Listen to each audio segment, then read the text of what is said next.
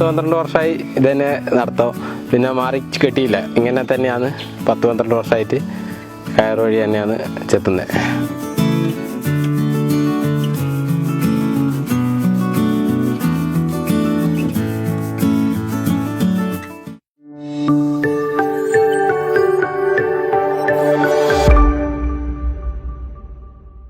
നിരവധി കള്ള് ചെത്ത് തൊഴിലാളികളെ നാം കണ്ടിട്ടുണ്ട്.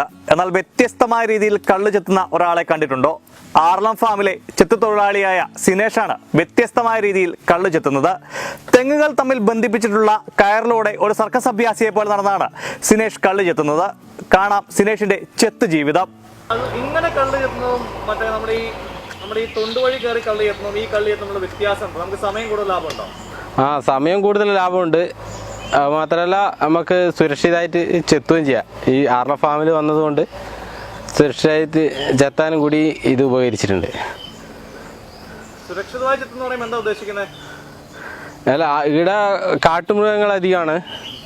ഇപ്പം തന്നെ കാട്ടാന, അക്കരെ വേലി, കറണ്ട് വേലി പെൻസിലിങ് കെട്ടിയതുകൊണ്ട് അവരെ അടിയും മേടിച്ചിട്ടാണ് ഇങ്ങോട്ടേക്ക് വരുന്നത്. അപ്പോൾ ഈ ദേഷ്യമെല്ലാം ചെത്തുകാരെ മേത്തും ഫാമിൽ പണിക്കാരെ മേത്തുമാണ് ആന തീർക്കുന്നത്. അപ്പോൾ ആനേനെ പേടിക്കാതെ ഈ തൈൻ്റെ മുകളിൽ കയറി ഇരിക്കുക. അപ്പോൾ നമ്മൾ ആനയെ ഒരു തൈൻ്റെ മുകളിൽ കയറിയാൽ താഴെ ദേഷ്യം പിടിച്ച ആനയായിട്ടുള്ളതെങ്കിൽ ആ തൈ കുത്തി മറിച്ചിടും. ഇത് വിചാരിച്ച പോലെ മറിച്ചിടാൻ സാധിക്കില്ല. അപ്പോൾ ദേഷ്യം പിടിച്ച് വന്നാൽ നമുക്കൊന്നും ചെയ്യാനും ആവില്ല. താഴെ ഉണ്ടെങ്കിൽ അങ്ങനത്തെ ഒരു അവസ്ഥയാണ്. ഇപ്പോൾ തന്നെ ഒരാൾ മരണപ്പെടുന്ന ദാരുണമായ സ്ഥിതി ഉണ്ടായിട്ടുണ്ട്. ഇതിപ്പം ശരിക്കും പറഞ്ഞാലേ നമുക്ക് സമയലാഭം കൂടി ഉണ്ടല്ലോ അല്ലേ? നല്ലൊരു സമയലാഭം ഇത് ഉണ്ട്. നമ്മൾ ഇത് കെട്ടാനൊരു വിഷമം ഉണ്ടാവും. 2 ദിവസം മെനക്കെടണം. പക്ഷേ ഈ മെനക്കെടുന്നതിന് കണക്കായിട്ട് നമുക്ക് കൂടുതൽ സമയലാഭം ഇത് ചെത്തുമ്പോൾ കിട്ടും. ഇത്ര സാഹസികമായിട്ട് ഇതുവഴി നടക്കുമ്പോൾ പേടി തോന്നാറില്ലേ? ഇല്ല, ഇത് ശീലമായി. 10-12 വർഷമായി ഇതന്നെ നടത്താം. പിന്നെ മാറി കെട്ടിയില്ല. ഇങ്ങനെ തന്നെയാണ് 10-12 വർഷമായിട്ട് കയർ വഴി തന്നെയാണ് ചെത്തുന്നത്.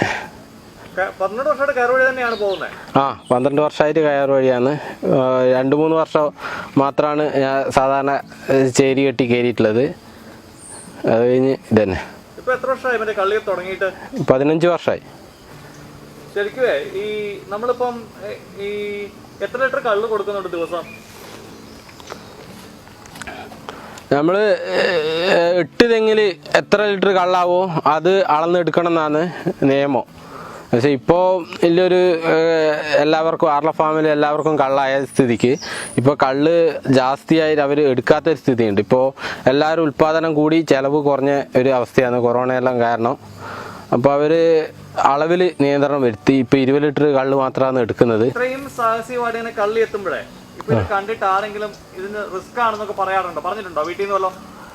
ആദ്യമൊക്കെ ഇങ്ങനെ ചെത്തുമ്പോൾ ചെത്തേണ്ട റിസ്ക്കാണ് ഒരു നാട്ടുകാരായാലും വീട്ടിൽ നിന്ന് അമ്മയായാലും എല്ലാവരും പറഞ്ഞിരുന്നു.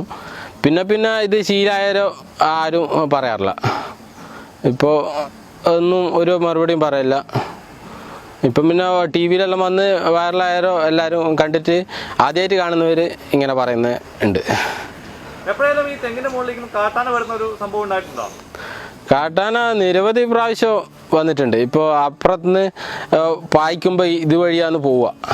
ചെത്തുകാർ താഴെ വരുമ്പോൾ ആന ആടെ ഉണ്ടാവും. അത് പായിക്കുമ്പോൾ ഈ വഴിയാണ് ആന പോവുക. നിരവധി പ്രാവശ്യം ആനേനെ കണ്ടിട്ടുണ്ട്. തെങ്ങ് ഇവിടെ പൊട്ടിച്ച് തിന്നുന്ന സമയത്തെല്ലാം നമ്മൾ ചെത്താൻ പൊളിച്ചൊക്കെ എത്തുക. നമ്മൾ ഒച്ചപ്പാടാക്കുമ്പോൾ അതങ്ങ് പോവും. ജീവൻ പണയം വെച്ച് തന്നെയാണ് പണിയെടുക്കുന്നത്. വേറൊരു രസകരമായ സംഗതി കൂടി ഉണ്ടല്ലോ, മദ്യപിക്കില്ല എന്നുള്ളത്. മദ്യപിക്കാറില്ല. അത് ആദ്യം തന്നെ നമ്മൾ ഡിവിഷൻ കമ്മിറ്റി വളക്കോട് ഊവാപ്പള്ളി കാക്കനാട്ട് ഷാപ്പിലെ ഒരു തൊഴിലാളികളും ഇപ്പം മദ്യപിക്കാറില്ല. പണ്ട് ഞാൻ കയറുന്ന കാലത്തൊക്കെ എല്ലാവരും മദ്യപിക്കുന്ന തൊഴിലാളികളായിരുന്നു.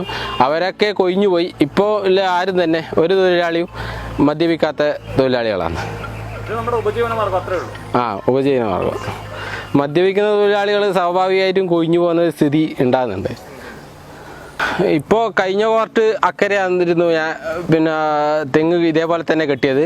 അത് തീരാനായപ്പോൾ ഇവിടെ ഒരു 4 തെങ്ങിന് ചവിട്ട് കെട്ടി ആ 4 തെങ്ങിന് ഈ കയറ് വലിഞ്ഞ് കെട്ടുകയാണ് ചെയ്തത്. അതിൻ്റെ ഇടക്കിടക്ക് ഓരോ തെങ്ങ് ഞാൻ ഒഴിവാക്കിയിരുന്നു. അത് അപ്പുറത്തെ തെങ്ങ് പൂർണ്ണമായി നിർത്തിയപ്പോൾ ഈ ഇടക്കിടക്കില്ല തെങ്ങിൽ ഇങ്ങനെ നടന്നു പോകുമ്പോൾ തെങ്ങ് പിടിച്ച് വലിച്ച് കെട്ടിയ താഴേന്ന് കയറാതെ തന്നെ വലിച്ച് കെട്ടുന്ന സ്ഥിതിയായില്ല. അങ്ങനെയാണ് 8 തെങ്ങ് ആയിട്ടുള്ളത്. എപ്പോഴെങ്കിലും പേടി തോന്നിയിട്ടുണ്ടോ ഇത് നടക്കാൻ? ഇല്ല, ഇതാണ് കൂടുതൽ സുരക്ഷിതമായിട്ട് എനിക്ക് ഇപ്പം തോന്നുന്നത്. ഇതാകുമ്പോൾ നല്ല കാലിനും കൈക്കും പിടുത്തുകൊണ്ട് ചവിട്ട് ആയാലും വീഴേണ്ടത് ശ്രദ്ധിച്ചില്ലെങ്കിൽ എവിടെ നിന്നാലും വീഴും.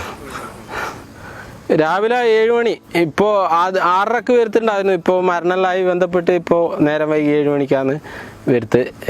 അതേപോലെ വൈകുന്നേരം 6 മണിക്ക് തന്നെ പോകുന്ന സ്ഥിതിയുണ്ട്. ആനശല്യം കൂടിയത് കാരണം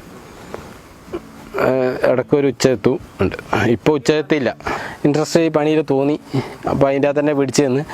അതേപോലെ പലരും പ്രോത്സാഹിപ്പിച്ചു. ഇപ്പോൾ നമ്മുടെ MP ആയ ശിവദാസ് ആട്ടെ ഉൾപ്പെടെ എന്നോട് പറഞ്ഞ് ഈ മേഖലയിൽ തന്നെ പിടിച്ചു നിന്ന് നല്ല വരുമാനമുള്ള പരിപാടി എല്ലാം എന്നൊക്കെ തുടക്കത്തിൽ തന്നെ പറഞ്ഞിരുന്നു. അപ്പോൾ അതെല്ലാം കാരണം ഇതിൽ തന്നെ തുടരാൻ തീരുമാനിച്ചു. കുടുംബത്തെ പറ്റി കുടുംബത്തിൽ അച്ഛനുണ്ട്, അമ്മയുണ്ട്, 2 ചേച്ചിമാർ, പിന്നെ കല്യാണം കഴിച്ചു ഭാര്യയും 2 മക്കളുമാണുള്ളത്. ഇരിട്ടിയിൽ എന്നാണ് കല്യാണം കഴിച്ചത്. ഒരു ചെക്കൻ 1ാം ക്ലാസ്സിലും ഇളയ പെണ്ണ് അംഗൻവാടിയിൽ പഠിക്കുന്നു. കല്യാണം കഴിക്കുന്നതിന് മുമ്പിൽ ഞാൻ ഈ ഫീൽഡിലാണ്, അതുകൊണ്ട് ഒന്നും എതിർപ്പ് പറഞ്ഞില്ല. അവളോട് ഇപ്പോൾ പലരും ഫോൺ വിളിച്ച് ചോദിക്കുന്നുണ്ട് എന്തിനാ ഇങ്ങനത്തെ റിസ്ക് പണിയെടുക്കാൻ എന്താ പറഞ്ഞാൽ അത് പണ്ട് തൊട്ടേ ഇല്ലയെന്ന് നല്ല രീതിയിൽ പറഞ്ഞ് സോൾവ് ചെയ്യാറുണ്ട്. ഏറുമാടം പിന്നെ കെട്ടിയത് ഞാൻ തെങ്ങ് നോക്കി ഏറുമാടം കെട്ടാൻ പറ്റുന്ന സ്ഥലം ഉണ്ടോ നോക്കി. അങ്ങനെ ഒരു മരം കണ്ട് അപ്പോൾ ഈ തെങ്ങിൻ്റെ അതേ ഹൈറ്റിൽ ഏറുമാടം കൂടി രൂപീകരിച്ച് അവിടെ ചെത്തുന്ന സ്ഥിതി ഉണ്ടായില്ല. പണിയിലായാലും കള്ളിലായാലും കള്ളമില്ലാത്തതാണ് സിനേഷിന്റെ പ്രത്യേകത. മദ്യപിക്കാത്ത ഈ ജീവിതം മധുരക്കള്ളിനേക്കാൾ മാധുര്യമേറിയതാണ്. മറ്റൊരു വീഡിയോയുമായി കാണും വരെ എല്ലാവർക്കും നമസ്കാരം.